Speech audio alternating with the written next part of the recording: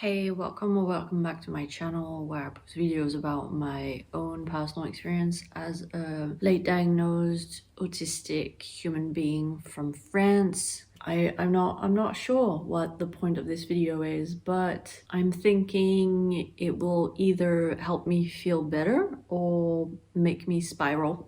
So we'll see which one it is. In case I do spiral, my partner's coming back in a few hours, coming home in a few hours from his work trip. So at least I have that to kind of keep me going. I haven't posted like a long video in like 2 months on my channel. Yeah, I just second guess myself a lot. Like I feel like sometimes I feel like I'm not cut out for this, like social media. I feel like I take things too, it's not that I take things too personally, but like I'm very sensitive. I'm very sensitive. I think some of it is due to my autism, some of it is due to my childhood trauma, and yeah, I second guess myself a lot, and I feel like sometimes some of the videos I make are like a substitute for a therapist or a friend, and that sounds really sad, but because I don't have anyone to talk to apart from my partner or like ChatGPT, I sometimes use my videos as like a way to get things off my chest, and I feel like sometimes I have expectations from my videos that are not healthy because I put myself in a position where I can get, I feel invalidated if I don't get the kind of response that I'm expecting, or I'm not always posting videos with the right mindset or with the right intention, and that backfires sometimes. I feel like some of it is trauma driven to some extent. I know that I have a big, what I've been calling my invisibility wound, which stems from a lifetime of having been invalidated and gaslit by people, or just straight up made to feel invisible, literally. And like my pain was invisible and my struggles were invisible. Like none of it mattered basically, and like other people's pain and other people's problems and blah blah blah were more important than mine. And that has created a huge wound in me, where when I don't get external validation, basically, the invisibility wound is triggered, and I feel awful. But yeah, so that's why I haven't been posting a lot. And I see other people posting about their life, not caring what types of videos they make. Well, like not second guessing themselves as much as I do. And I'm like, why do I not do that? Maybe that's just not who I am. I don't know. But I also had a few experiences. Like I got harassed by someone on my channel. That only lasted like a few hours, but it was pretty violent. I ended up having to like change the settings on my comments so that every comment that is posted under my video is held for moderation, unless I've like manually approved you because I know you're safe. Then I have to like go in and like manually approve each comment, because that was scary. I'm not gonna get into it, but yeah, there's just a lot of stuff like that I guess I don't have thick enough skin, because it really gets to me, and then I start thinking that I don't know, second guessing myself in the videos that I make and everything, and that no one's really interested, or like I have trouble as well with like saying something in a video and then it's almost like having an interaction with someone, and then I replay it all the time in my head and worry about what I said and blah blah blah, but in the form of a video instead of a social interaction. If like a month later I actually realize that I've changed my mind about something, or I was wrong about something, I become so freaking embarrassed about having said something in a video that I don't believe in anymore, or that is wrong. And it's not like I'm not talking about like a political opinion or anything like that. It's just like, for example, I made a whole 2-part video a few weeks ago about having suspicions around having POTS and how that probably contributes to my fatigue and stuff. And I haven't posted it, and I probably won't, because I get so much anxiety at the thought of publishing a video like that it feels just too vulnerable, and like just the possibility of that I might not have POTS, and that oh my god, I posted a video in which I said that I potentially had POTS. Like, no one cares except me, but it makes me feel too vulnerable to want to even post it, you know? The fear of judgment, the fear of invalidation is just, it rules my life, honestly, a lot. My invisibility wound, as I like to call it. And it goes as far as, like, you know, in my relationship with my partner, for example, or like anyone really. Like, if I've been struggling and then someone asks me how I'm doing and I happen to be doing a bit better that day, I have a really hard time saying it, because I'm so scared of people then assuming that, oh, I'm all right again, because my pain and my struggles have not been taken seriously for so much of my life, and I've felt so invisible for so much of my life. It's almost like I go over the top with like how much I'm struggling, so that otherwise I feel like people are not gonna take me seriously, you know? Some of the videos I make, probably including this one, just as I said, puts me in the position to get hurt, because it's like I put my vulnerabilities on a plate and I hand it to strangers on the internet, and then my rejection sensitivity dysphoria or whatever kicks in, and if I don't hear a certain type of comment, or I don't get the validation that I'm unconsciously expecting, it triggers the shame and the thoughts of, like, you know, like I don't matter, or I'm invisible, like no one cares.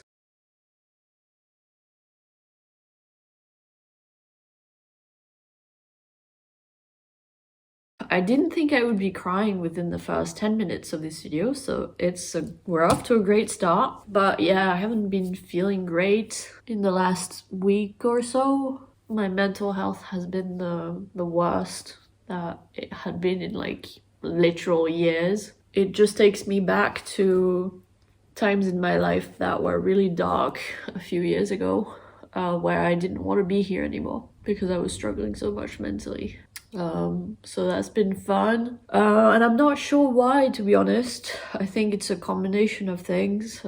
Like I said, like I made a whole video about potentially having POTS and all the things that I'm trying to figure out, and so that's been on my mind a lot, is coming to the conclusion, the realization that my chronic fatigue is probably not just autistic burnout, and that there's a layer of chronic illness behind it, and trying to figure that out on my own, which is very difficult because I have a lot of social anxiety, medical anxiety, making it all very difficult to like access the care that I need and stuff. I was able to bring myself to like do an actual blood test for the first time in years, which took a lot. It took many months for me to be able to bring myself to actually do it, and the only way that I was able to do it was that I didn't go to a GP, because usually in France you would go to a GP, ask for a blood test, they give you a prescription, and then you can go do the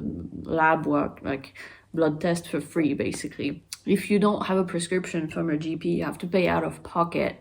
It's not like incredibly expensive, but I knew that if I had to go through the step of like a GP appointment to get a prescription for it, I was not going to do it, because I tried and had a bad experience with a GP, and you know, I already have so much medical trauma and stuff that was reactivated because I was assigned an asshole of a doctor who was extremely patronizing and misogynistic, and basically questioned my lifestyle choices of of being a vegetarian and like completely disrespected me, and I had to end the call without getting the prescription that I needed. So that was great. That's like most doctors in France, to be honest. Completely put me off trying to get a prescription. So yeah, I was like, if I'm gonna do this blood test, I have to pay out of pocket, otherwise I'm just not gonna do it. So I did a blood test to check for like iron and B12 and vitamin D and thyroid issues and like that kind of stuff, like a basic blood panel and stuff. That was a huge achievement for me, doing that in my health journey, you could say. It basically all came back normal except vitamin D. I'm deficient. Like 70% of people in France, I think, have a vitamin D deficiency, and like in Europe in general is pretty common.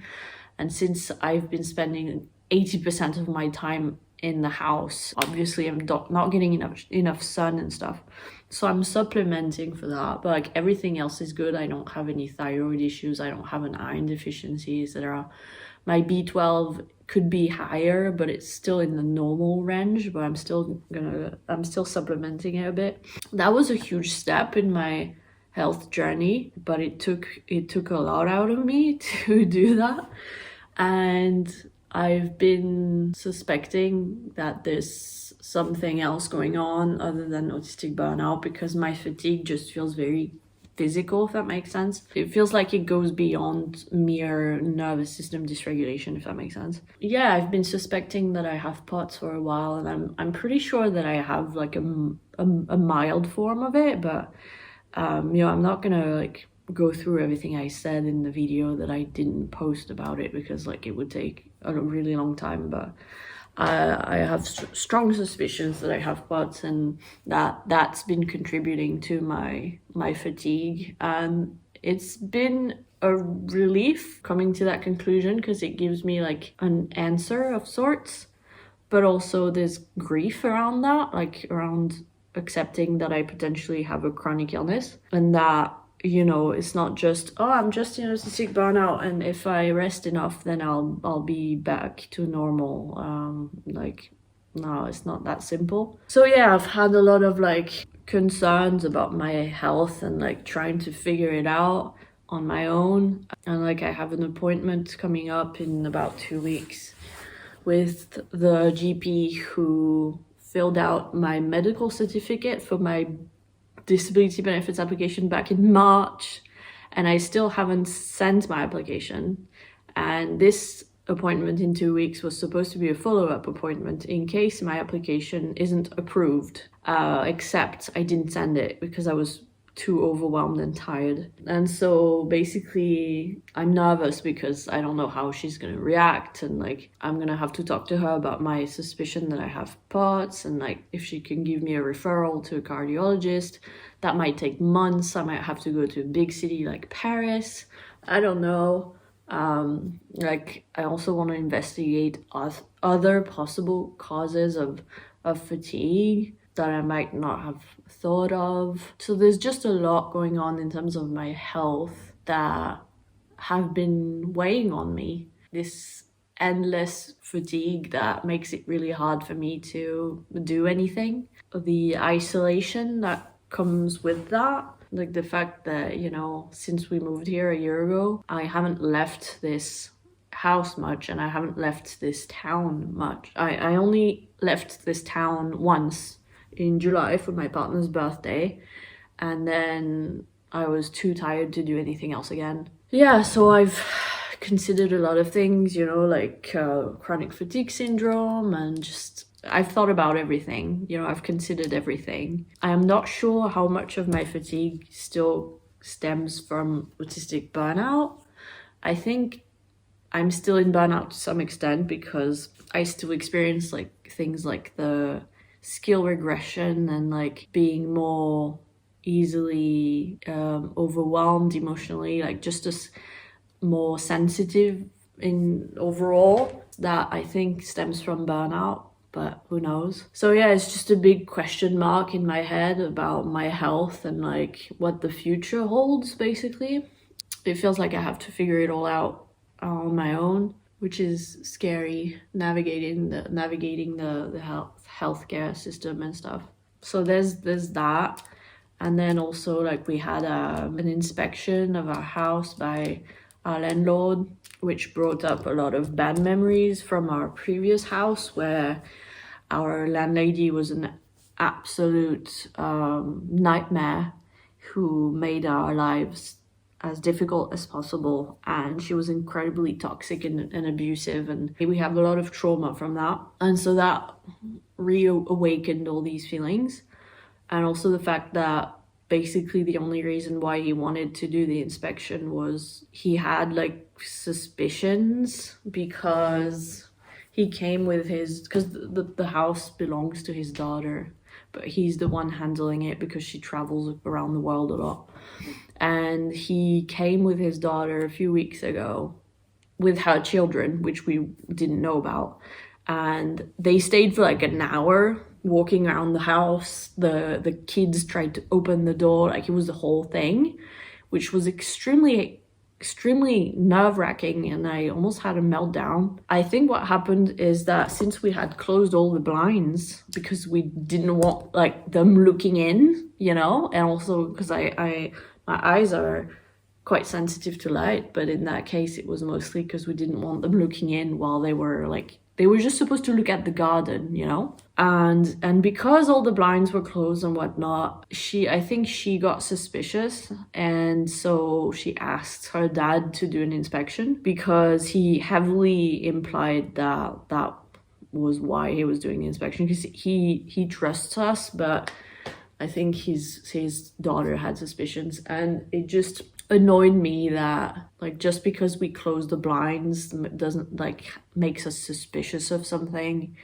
And like once again, it's like our autistic traits being misinterpreted as something suspicious, or like it's that thing of like when you're marginalized, you have to prove yourself twice as much as like someone who's not marginalized. And that feeling of injustice, we didn't know like if he was going to inspect the whole house, so we had to clean everything. It took us a whole week, and I was incredibly nervous about the inspection itself, and whether he was going to talk to me and what I was going to say, and just it's a whole nightmare. So incredibly nerve-wracking. It ended up being very quick and easy. I didn't even speak to him because he didn't come upstairs, because I was upstairs pretending to work or whatever. So it went really well, but that created a lot of anxiety. And then a couple days after that, my partner was leaving, going on another work trip, because for his new job he goes on like quarterly work trips, like every 3 months basically. So that was also just another layer of stress, because I don't like being on my own, and the last few times that he left, I had a really rough time, especially in June, where I had like multiple panic attacks and just a lot of anxiety. And so I've been, dreading it. All of that, the health concerns, like the health stuff going on, and the house inspection, my partner's trip, just everything meant that I had a lot of anxiety, and just my condition, which makes me quite sad, because I just feel like my world is very, very small. The fact that I don't have any family, I don't have any friends, just no one to talk to about my except my partner. And I feel extremely lucky. Like, I have no words to express how lucky I am and grateful I am to have my partner and our 2 cats, because I know a lot of people don't even have that. But I do grieve a lot the fact that I don't have anyone else in my life, and what happens if something happens to my partner, and just I also don't have a career. The fact that I'm not like financially independent as a 28-year-old, the fact that my future is so uncertain because of my health, not knowing if I'll be able to like do the things that I want to do in the future. I still don't know if I'll be able to be a parent, for example, even though it's something that I really want. So yeah, just my condition in general the fact that it's so difficult for me to do the most basic things, both because of fatigue, but also social anxiety and just anxiety in general. That, like, I have to do everything with my partner, and just feeling so incredibly disabled. Like, trying new things is really scary, and even planning things, like, you know, I keep wanting to get out of the house and do more things and experience new things and just make my life a little bit more exciting, because it gets really depressing being at home all day every day doing the same things. And it's so incredibly difficult, even from the point of view of like the executive functioning required to like plan a day out. I can't do it anymore. It's part of my skill regression. Like, everything is just so difficult and scary and stressful and exhausting. So I end up spending most of my time on the couch watching TV. Nothing wrong with that, you know, but that's just not the life I want for myself. I guess there's a lot of grief, you know, accepting my condition, because obviously a lot of people live the way I do. A lot of people have disabilities or chronic illnesses that, you know, impact them even more than me, you know, like people who can't leave their bed or whatever. But I'm also allowed to express my grief and express how I'm feeling about my condition. And I say that mostly to myself, because a lot of the time I tell myself that I can't express these things because I should be grateful for the things that I have or whatever, and that some people, you know, have it so much worse, and so I should just not complain or whatever. But I'm still allowed to have feelings, you know. Things are just weighing on me a lot. For the last week or so, I've been feeling very depressed and anxious. So yeah, I've been struggling a lot with my mood, and just I have like moments during the day, like I have it comes in waves of like depression, anxiety, where like I've had a couple days in the last few days where I was mostly fine, and then I've had days where like I feel pretty bad all day. I had a massive panic attack a week ago, where I felt I was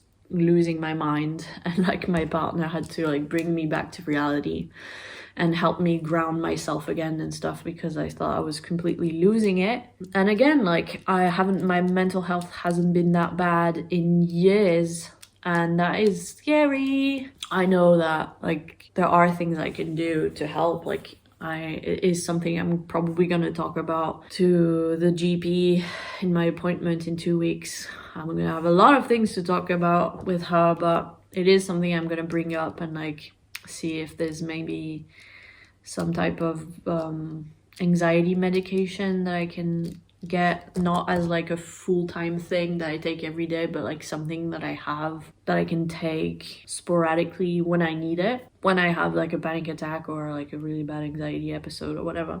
Because in the last few months I've had like periods where I have anxiety like this, and I'm not super sure what triggers them, but I do think it probably has something to do with burnout.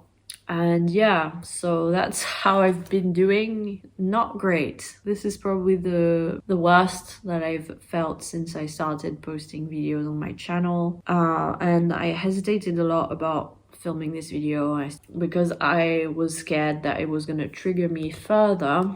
You know, there's always this thing of like, maybe someone out there has experienced this that can make me feel less alone, or like maybe provide some advice. I don't know, like I'm not even looking for advice, but like there's always that element of hope of like, maybe it will make me feel better to make this video and like share my most vulnerable sides on the internet. These last few days where my partner was away, I've basically been spending my day doing damage control and like avoiding another panic attack. That's basically what I spend my day doing, is keeping my mind occupied and trying to stay healthy, you know, and feeding myself and like going on walks and moving my body and taking baths and doing everything I can to help regulate my anxiety. But my mood hasn't been great. I haven't had much appetite, so it feels like I'm forcing food down my throat a lot of the time. My anxiety and my mood are the worst towards the end of the day. So like late afternoon, evening, night is when I get the most like anxiety and low mood. So yeah, I've just been trying to manage my mental health these last few days, and like it's been tricky because when I'm at my worst, nothing sounds good. I can't really focus on anything, and I am so like my emotions are so raw.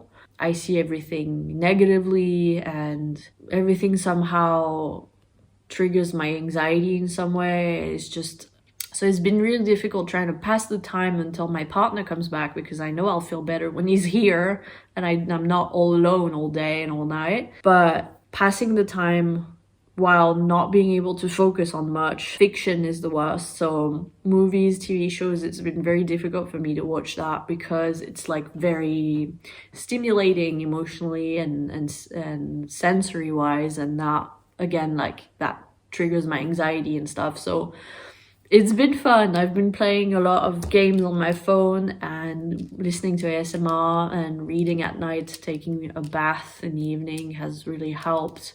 Going on walks and just watching like soothing, relaxing, satisfying videos of like people doing art restoration and like washing filthy rugs and like just stuff that isn't triggering, because my emotions are so raw at the minute and everything is just too much. So yeah, my life at the moment is trying to pass the time, trying to avoid a panic attack. It's been great. So yeah, that's my little update. Like I said, I have the appointment in a couple weeks where I'll be able to bring all that up to the GP and hopefully she can help in some way. But I'm trying to like take some perspective on things, because that's one of the things that I've learned with maturity and over time as I got older, is that things don't last forever. Sometimes it feels like this big, huge, insurmountable thing, and then I realize that it's just a few days or even a few weeks in my life, and that's like nothing. It's like a grain of sand in the desert.